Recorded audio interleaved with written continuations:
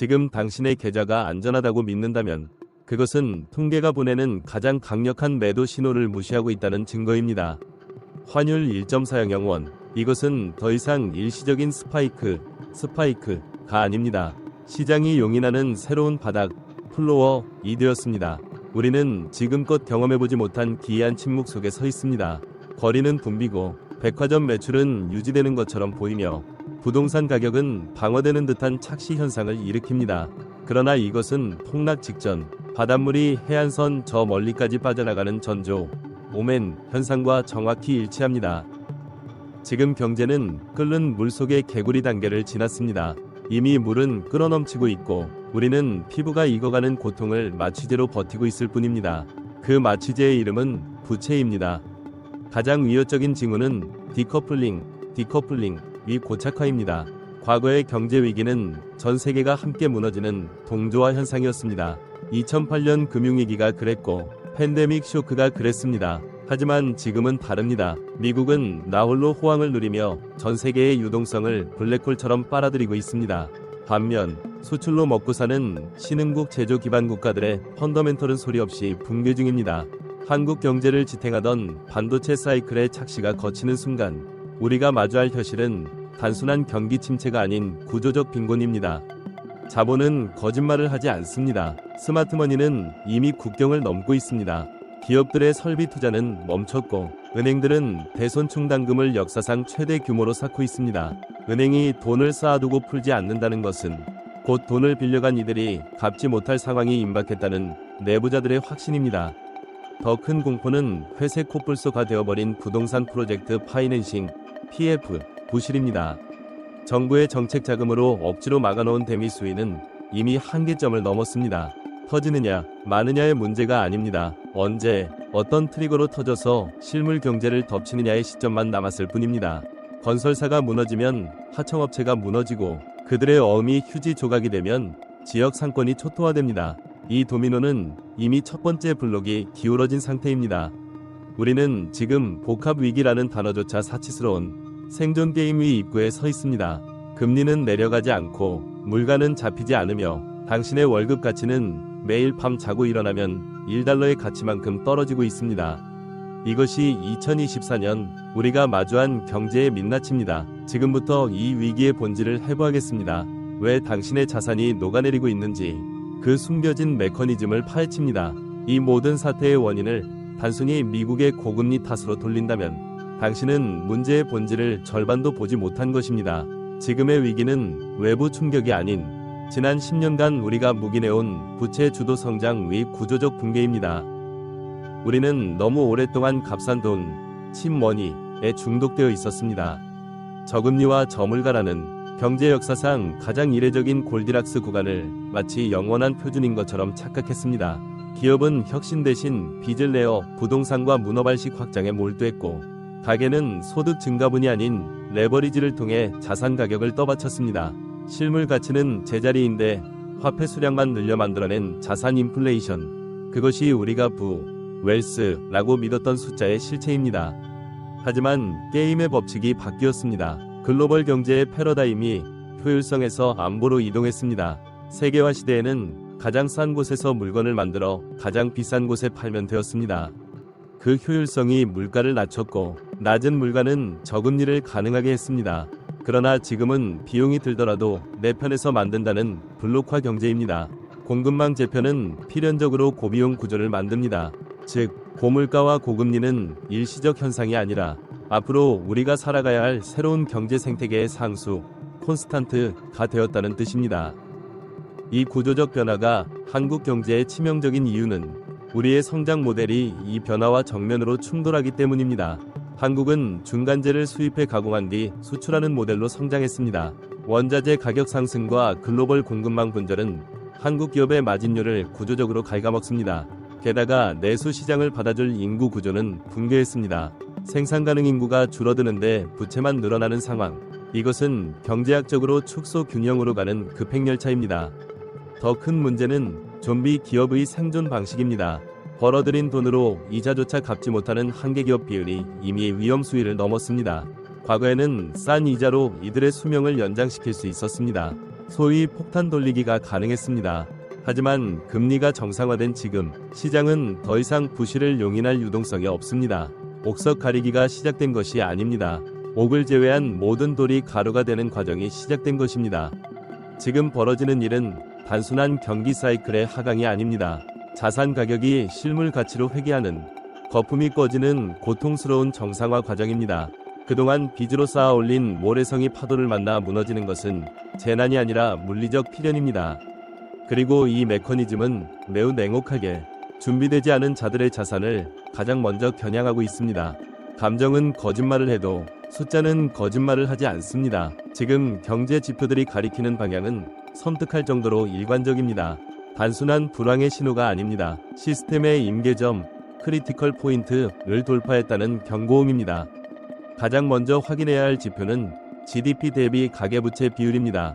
대한민국은 이 수치가 100%를 상회하는 세계에서 유일무이한 주요국입니다. OECD 국가들이 2008년 금융위기 이후 혀를 깎는 디레버리징, 부채 축소를 단행할 때 우리는 정반대로 부채를 늘려 성장을 방어했습니다. 그 결과 지금 한국 경제는 소비 여력이 완전히 고갈된 빈 껍데기 내수만 남았습니다. 벌어들인 소득의 40% 이상을 원리금 상환에 쓰는 차주가 수백만 명입니다. 이것은 경제 주체의 상당수가 이미 파산 상태이거나 파산 유예 상태임을 의미합니다. 과거 1997년 IMF 외환위기와 비교하면 상황은 더욱 질적으로 나쁩니다. 1997년의 위기는 기업의 부채였습니다. 정부는 공적 자금을 투입해 부실 기업을 정리하고 구조조정을 단행할 수 있었습니다. 수술 부위가 명확했습니다. 하지만 2024년의 위기는 가계와 자영업자의 부채입니다. 수천만 명의 국민을 대상으로 구조조정을 할 수는 없습니다. 정부가 빚 탕감 정책을 섣불리 꺼낼 수 없는 딜레마가 여기에 있습니다. 이는 위기의 해결이 불가능하며 장기적인 침체, L자형 불황로 이어질 수밖에 없음을 시사합니다. 금리차 또한 무시할 수 없는 객관적 위협입니다. 한미 금리 역전 현상이 역대 최장기간 지속되고 있습니다. 과거의 경제학 교과서대로라면 자본 유출로 인해 환율이 폭등하고 국가 부도가 나서야 할 상황입니다. 지금 버티고 있는 것은 한국의 기초 체력이 튼튼해서가 아닙니다. 외환 보유고를 태우며 환율을 방어하고 있기 때문입니다. 하지만 이것은 시한부 처방입니다. 미국의 고금리 기조가 하이어 포 롱거, 더 높게, 더 오래로 굳어지는 순간 한국은행은 금리를 올리지도 내리지도 못하는 통화정책 무력화 상태에 빠지게 됩니다. 자영업자 대출 연체율은 이미 금융위기 수준을 넘어섰습니다. 더 심각한 것은 다중채무자의 비중입니다. 세 곳 이상의 금융기관에서 돈을 빌린, 사실상 돌려막기로 버티는 이들의 숫자가 폭발적으로 늘고 있습니다. 이것은 시한폭탄의 타이머가 0에 가까워졌음을 알리는 가장 확실한 선행지표입니다. 은행들이 대출 문턱을 높이는 순간 이 거대한 연쇄 부도 도미노는 시작될 것입니다. 부동산 PF, 프로젝트 파이낸싱, 우발채무 규모는 공식 통계로 잡히지 않는 그림자 금융까지 합치면 수백조 원에 달할 것으로 추산됩니다. 이는 국가 예산의 상당 부분을 상회하는 규모입니다. 건설사 한두 곳이 무너지는 문제가 아닙니다. 이들에게 돈을 빌려준 저축은행, 증권사, 캐피탈사가 동시에 유동성 위기에 빠지는 시나리오입니다. V비전 VN으로 전문 음성 녹음 제작. 지표는 명확합니다. 우리는 지금 저성장, 고물가, 고부채라는 삼중고의 트라이앵글 안에 갇혀 있습니다. 탈출구는 보이지 않고 벽은 점점 좁혀져 오고 있습니다. 이제 이 차가운 숫자들의 조합이 당신의 일상을 구체적으로 어떻게 파괴할 것인지 그 참혹한 시뮬레이션을 돌려볼 차례입니다. 경제 위기가 무서운 진짜 이유는 그것이 예고 없이 당신의 현관문을 두드리기 때문이 아닙니다. 오히려 당신이 가장 안전하다고 믿었던 울타리 안에서부터 아주 천천히 당신의 삶을 질식시키기 때문입니다. 가장 먼저 타격을 입는 것은 기업의 채용 과해고 시장입니다.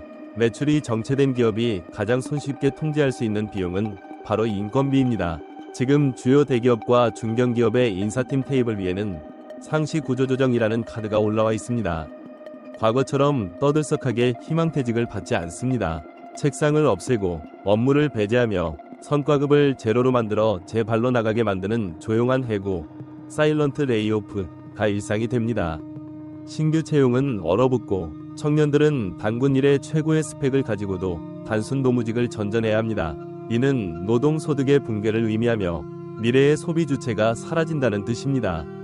이제 시선을 영끌 영혼까지 끌어모아 대출로 집을 산 3040세대의 가계부로 돌려보겠습니다. 불과 2에서 3년 전 금리 2%대에 5억 원을 대출받았을 때 한 달 이자는 100만 원 안팎이었습니다. 감당 가능한 수준이었습니다. 하지만 금리가 6%를 넘어선 지금 매달 은행에 갖다 바쳐야 할 돈은 250만 원을 훌쩍 넘깁니다. 월급의 절반 이상이 공중분해됩니다. 아이 학원비를 끊고 보험을 해지하고 마트 장보기를 줄여도 적자입니다. 집값은 고점 대비 30% 이상 하락해 팔고 싶어도 깡통 전세 우려나 양도세 문제로 팔리지도 않습니다. 갇혀버린 것입니다. 이것이 바로 중산층이 빈곤층으로 추락하는 하우스 푸어의 2024년 버전 시뮬레이션입니다. 자영업자의 현실은 더욱 참혹합니다. 런치플레이션으로 직장인들은 지갑을 닫았습니다. 거리에 사람은 있지만 매장에 들어오는 손님은 없습니다. 매출은 반토막 났는데 재료비, 전기세, 인건비는 폭등했습니다. 문을 열수록 손해를 보는 구조입니다. 폐업을 하고 싶어도 못합니다. 폐업하는 순간 일시 상환해야 할 대출금과 인테리어 원상복구 비용이 없기 때문입니다. 결국 더 높은 금리의 2금융권, 3금융권 대출을 받아 이자만 막으며 버티는 좀비 자영업자 가 폭증하고 있습니다. 이들에게 내일은 희망이 아니라 갚아야 할 돈이 늘어나는 공포의 연장선일 뿐입니다. 이 파괴적인 사이클의 끝은 어디일까요? 기업은 투자를 멈추고 개인은 소비를 멈추고 자영업자는 폐업조차 못하는 상황. 돈맥경화가 실물 경제의 모세혈관까지 막아버리면 그때부터는 자산 가격의 폭락이 아닌 삶의 붕괴가 시작됩니다. 내가 즐겨 찾던 단골 식당이 사라지고 내 동료의 자리가 비어가고 나의 노후 자금이 녹아내리는 현실. 통계청의 그래프가 꺾이는 것을 넘어 당신의 저녁 밥상이 부실해지는 것. 그것이 우리가 마주할 경제 위기의 진짜 얼굴입니다. 이제 희망 고문을 멈춰야 할 때입니다. 정부의 연착륙 시나리오를 믿고 막연히 버티는 것은 전략이 아니라 방임입니다. 최악의 시나리오는 이미 시작되었습니다. 우리는 일본의 잃어버린 30년보다 더 가파르고 더 충격적인 L자형 장기 침체의 초입에 들어섰을 가능성이 매우 높습니다. 자산 가격은 반등하지 않고 소득은 늘지 않으며 세금과 이자 부담만 늘어나는 질식 경제가 뉴노멀이 될 것입니다. 이 냉혹한 겨울에서 살아남기 위한 매뉴얼은 단순하지만 실행하기엔 고통스럽습니다. 첫째, 현금을 확보하십시오. 여기서 현금은 원화가 아닙니다. 기축통화, 즉 달러입니다. 대한민국 경제가 흔들릴 때마다 유일하게 가치가 폭등하는 자산은 부동산도 주식도 아닌 달러였습니다. 환율이 일시적으로 주춤할 때가 바로 기회입니다. 포트폴리오의 최소 30% 이상을 달러 예금이나 미국 단기 국채, T빌로 채우십시오. 모두가 공포에 질려 자산을 던질 때 그 바닥을 주울 수 있는 유일한 무기는 당신의 주머니 속에 있는 달러뿐입니다. 둘째, 생존형 디레버리징을 즉시 단행하십시오. 언젠가 오르겠지 라는 막연한 기대로 끌어안고 있는 현금 흐름을 창출하지 못하는 부동산과 주식은 지금 당장 손실을 확정짓더라도 처분해야 합니다. 고금리 시대에 이자가 나가는 빚은 당신의 목을 조르는 밧줄과 같습니다. 빚을 갚아 매달 나가는 고정비를 줄이는 것이 불확실한 투자 수익률을 좇는 것보다 훨씬 확실한 수익입니다. 지금은 수익을 낼 때가 아니라 자본을 지킬 때입니다. 셋째, 당신 자신의 대체 불가능성을 입증하십시오. 회사는 더 이상 당신의 방패가 되어주지 않습니다. 조직 밖으로 던져졌을 때 당신의 명함 없이도 돈을 벌 수 있는 기술이 있습니까?